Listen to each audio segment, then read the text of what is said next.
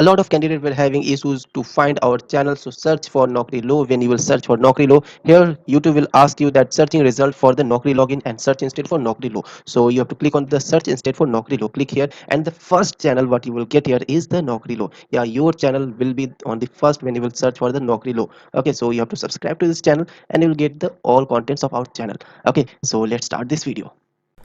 Hello ladies and gentleman, welcome to my channel Naukri Lo. This is your host Devashish Kumar. और इस video में हम आपसे बात करने वाले हैं आपके इन्फोसिस के कॉल लेटर, ऑफ़र लेटर के बारे में। जैसे कि आप लोग सब कुछ जानते हैं कि आप लोगों ने पहले एग्ज़ाम दिया था इन्फोसिस का, उसके बाद फिर आप लोग का इंटरव्यू हुआ था।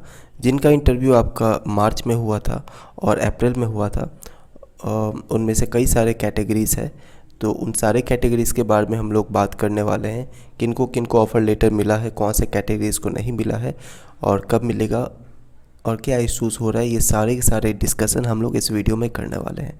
हमारे इस चैनल को सब्सक्राइब कर लीजिए अगर आप इन्फोसिस में ज्वाइन करने वाले हैं, बिकॉज़ हमारे इस यूट्यूब के चैनल में हम लोग इन्फोसिस के हर एक चीज़, जैसे कि इंटरनेट चार्जेस कैसे क्लेम करें, हेल्थ इंश्योरेंस कैसे क्लेम करें, कैसे आप अटेंडेंस बना सकते हैं, अप्रेजल्स के रिलेटेड, ये सारे के सारे टॉपिक्स के वीडियो ऑलरेडी प्रेजेंट है। और इन फ्यूचर हम लोग और भी कई सारे कंटेंट्स लाने वाले हैं आपके इन्फोसिस को लेकर के।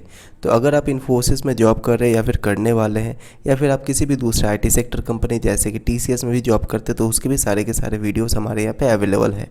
और भी दूसरे बहुत सारे वैकेंसीज़ के नोटिफिकेशंस, बहुत सारे IT कोर्सेज, ये सारे के सारे अवेलेबल है and still growing. Okay, so हमारे इस चैनल को सब्सक्राइब कर लीजिए, because this channel will help you a lot in the future. Okay, so आप लोग के पास बहुत सारे सवाल होंगे आपके इन्फोसिस के कॉल लेटर से रिलेटेड, तो चलिए इस वीडियो को स्टार्ट करते हैं।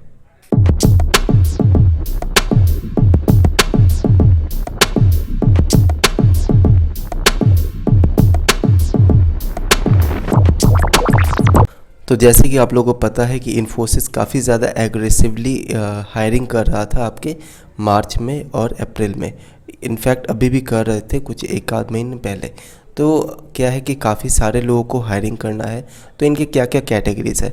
सबसे पहली कैटेगरी कि ये जो कैंडिडेट्स का हायरिंग था, ये 2020 बैच, 2021 और 2022 बैचेस से ये हायरिंग कर रहे थे। तो जो पास आउट बैचेस है, जैसे कि 2020 पास आउट बैच की अगर मैं बात करूं, जो कि फुल्ली पास आउट है, उनके कोई भी डिग्रीज मतलब उनके पास सारे डिग्रीज है, एवरीथिंग इज़ अवेलेबल, और वो on the go in one day only वो क्या है कि जॉब स्टार्ट कर सकते हैं। तो जो 2020 पास आउट है उनको सबको कॉल लेटर मिल चुका है, और जिनका मैं बात कर रहा हूँ अप्रैल या मार्च के बारे में, ठीक है, उनको सबको कॉल लेटर मिल चुका है। और जिनका मई जून में हुआ है 2020, वो अभी भी वेट कर रहे हैं। उनका कॉल लेटर बहुतों का आया है, बहुतों का नहीं आया है। तो इन्फोसिस क्या करता है कि जो भी पास आउट बैचेज है, जो सबसे पुराना बैच है, उनसे स्टार्ट करता है हमेशा। और 2020 पास आउट बैच है, उनसे स्टार्ट करता है कॉल लेटर, ऑफर लेटर सब देना। उसके बाद फिर 2021 बैच वालों को देता है, और उसके बाद एट लास्ट 2022 बैच को देता है। तो 2020 बैच को काफ़ी जन को मिल चुका है। हमारे खुद के बहुत सारे फ्रेंड्स को मिल चुके हैं, और उन्होंने भी इन्फॉर्म किया है। उन्होंने अप्रैल में एग्ज़ाम भी दिया था और इंटरव्यू भी उनका अप्रैल में ही हुआ था। विद इन 7 to 8 डेज़ उनको ऑफ़र लेटर आ गया, और ऑफ़र लेटर के विद इन 15 डेज़ उनको ज्वाइनिंग लेटर भी आ गया, और विद इन 20 to 25 डेज़ उन्होंने ज्वाइन भी कर लिया। तो लास्ट मंथ उन्होंने ज्वाइन कर लिया है, अगर मैं 2020 की पास आउट की बात करूँ तो। अब आते हैं पास आउट जो कि 2021 के थे। तो 2021 के पास आउट को भी उनके अगले महीने ही, जो आपके जुलाई मंथ में ही सारे के सारे क्लियर हो चुके हैं, जिनको जिनको मिलना था। और जिनको जिनका मतलब कि जॉब नहीं हो पाया। बहुत बार क्या होता है कि आप इंटरव्यू में पास कर जाते हैं, लेकिन उसके बाद क्या होता है कि डॉक्यूमेंटेशन में कुछ एरर्स की वजह से आपको रिजेक्ट कर दिया जाता है। तो जिनका इंटरव्यू में भी अगर पास नहीं हुए, या फिर इंटरव्यू में पास होने के बाद में अगर डॉक्यूमेंटेशन राउंड में अगर वो क्राइटेरिया को फुलफ़िल नहीं किए, तो उनका जो रिजेक्शन मेल है उनको भी मिल चुका है। जो सेलेक्ट नहीं हुए हैं उनको रिजेक्शन मेल मिल चुका है।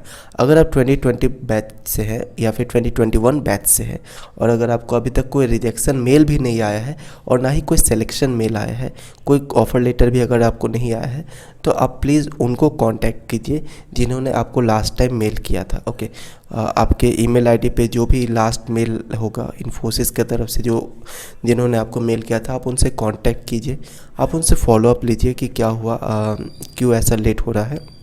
या फिर आपके पास हेल्पलाइन नंबर और हेल्पलाइन ईमेल आईडी भी होगा।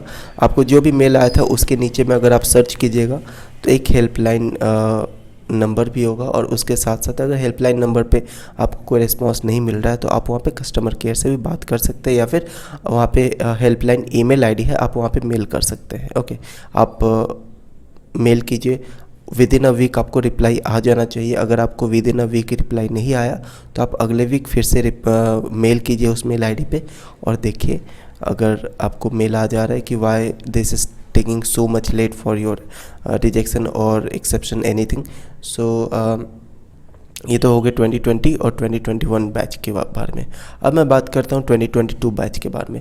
अभी जैसे कि 2022 जो बैच है वो उनका पासिंग ईयर है 2022। तो हमेशा क्या होता है कि कंपनीज उन कैंडिडेट्स को प्रायोरिटी देता है जो कैंडिडेट्स विद इन वेरी, मतलब कि बहुत ही जल्दी टाइम में कंपनी को ज्वाइन करके काम करना स्टार्ट कर सके।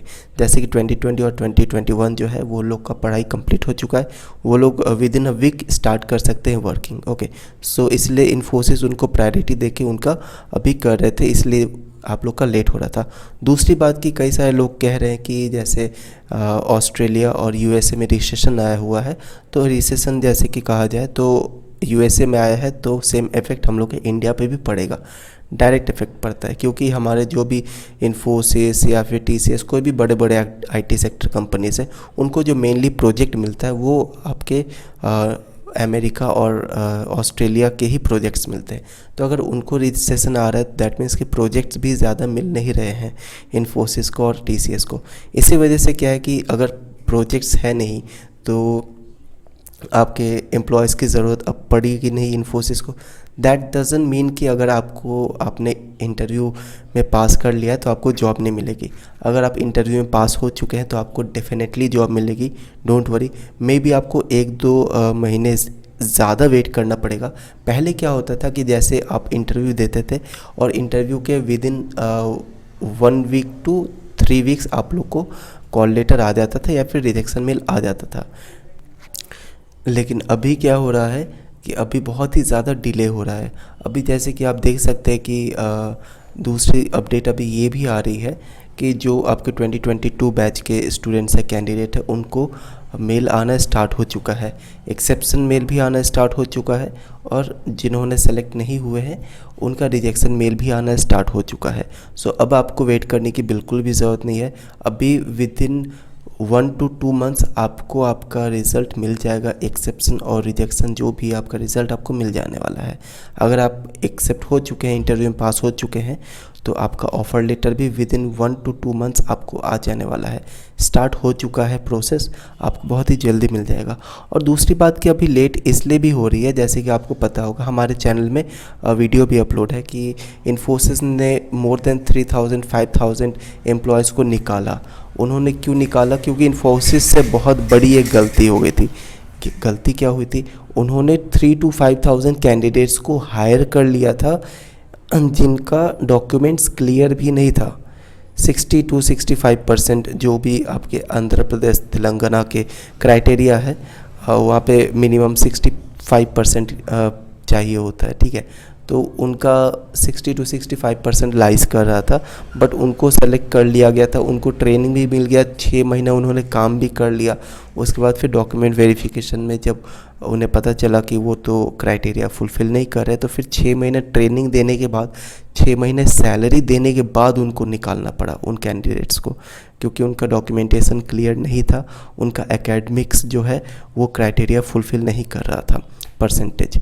तो इसी वजह से इन्फोसिस ये गलती दोबारा ना हो, इसीलिए डॉक्यूमेंटेशन और हर एक क्राइटेरिया, हर एक बैकग्राउंड प्रोसेस, हर एक वेरिफिकेशन पहले ही कर रहा है। ओके, इसी वजह से ये प्रोसेस थोड़ा सा डिले हो रहा है। तो 2 रीज़न है, मेनली ये रीज़न है कि आपका रिसेशन भी चल रहा है, वेरी इंपॉर्टेंट ट्रू फैक्ट है कि रिसेशन की वजह से डिले हो रही है, ठीक है।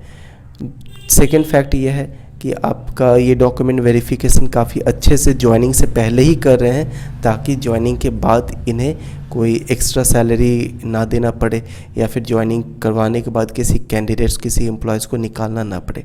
सो ये दोनों रीजंस की वजह से। अब आ जाते हैं मेन क्वेश्चंस पे। आप लोगों में से कई सारे लोगों के क्वेश्चंस है। फर्स्ट क्वेश्चन कि आप लोग का कॉल लेटर कब आएगा। कॉल लेटर जैसे मैंने कहा कि आपके 1-2 महीने में आ जाएगा। और ज्वाइनिंग लेटर के कब आएगा। आपका कॉल लेटर आ गया तो विद इन 1 to 2 वीक्स आपका ज्वाइनिंग लेटर भी आ जाएगा और आपको काम करना स्टार्ट करना होगा। ठीक है। दूसरी बात कि आप लोग रिजेक्शन के बारे में पूछ रहे हैं। अगर आप सेलेक्ट नहीं हुए रहेंगे अगर अपने इंटरव्यू में और अगर कोई रिज़ल्ट नहीं आया आपके इंटरव्यू का तो फिर आपको एक रिजेक्शन मेल भी आएगा। आप लोग में से सब ने आई थिंक कि डॉक्यूमेंटेशन जो है अपलोड कर दिया होगा। ओके, सो अगर आपका डॉक्यूमेंटेशन क्राइटेरिया फुलफ़िल नहीं हो रहा है तो उसका भी रिजेक्शन मेल आपको इन्हीं कुछ ही दिनों में आ जाएगा कि आप रिजेक्ट हो चुके हैं, आपका डॉक्यूमेंटेशन क्राइटेरिया फुलफ़िल नहीं हो रहा है, आपका एकेडमिक्स कम है, ऐसा कुछ भी। ओके, और अगर वो फुलफ़िल कर रहा है तो वेरी गुड, आप सेलेक्ट हो गए हैं। और तीसरा क्वेश्चन ये है, तीसरा बहुत ही इंपॉर्टेंट क्वेश्चंस क्या है कि अगर आपने डॉक्यूमेंट्स जो अपलोड किए हैं अगर उनमें कुछ एरर आ रहे हैं तो वो आपको एक मेल भी करेंगे कि आपके डॉक्यूमेंटेशन में ये गलत है।